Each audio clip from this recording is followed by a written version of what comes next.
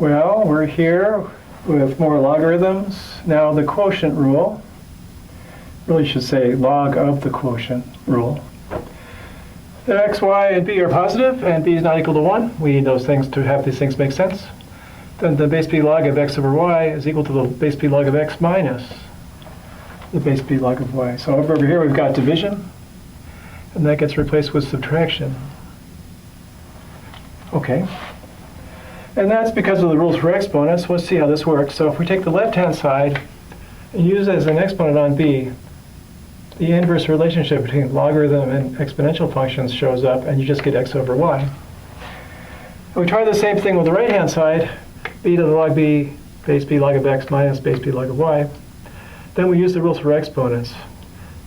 That is the same thing as b to the log b of x divided by b to the base b log of y, because these exponents would subtract when you divide.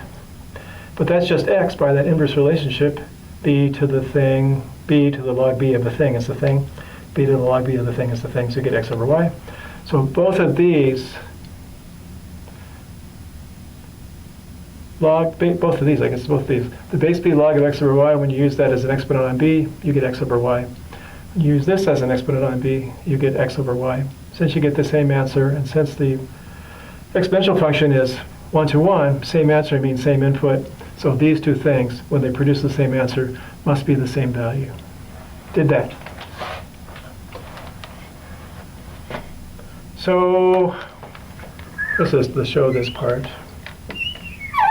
Just makes me happy to see that we can verify that it actually makes sense, and we don't have to just memorize it for no reason. It actually makes sense because it comes from the rules for exponents and the one-to-one property of the exponential function. But the examples don't lean on that, they just lean on the formula. So let's try using the formula. It says log of a quotient is log of the top minus log of the bottom, same base. So that's log of the top minus log of the bottom. And then the base 2 log of 4 is 2 squared, so it's 2, like that. And here's the base 8 logs. Now we're going to go the opposite direction. Log minus log is this log of the quotient where that's on top and that's on the bottom. So that's the base 8 log of 24 over 3, which is the base 8 log of 8. And that's one of our special properties for logs. These two numbers match, you get 1. Because the exponent you stick on 8 to get 8 is 1. Okay. And here is another fraction, log of a fraction, log of the top minus log of the bottom. So go base 3 log of 9 minus the base 3 log of x minus 1. And 3 squared is 9, so that's just 2.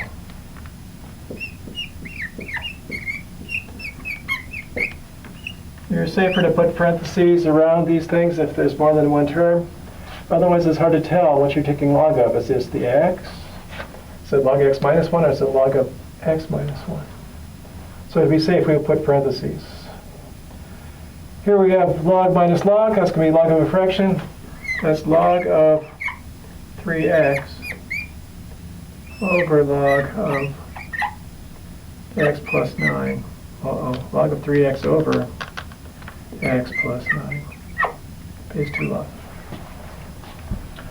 So log of something minus log of something else is log of the ratio of the two somethings, same log. That's what we did. Alrighty. We've done the product rule, the quotient rule. Coming up next, it's got to be the power rule. I'll see you in a minute. Power rule, here we come.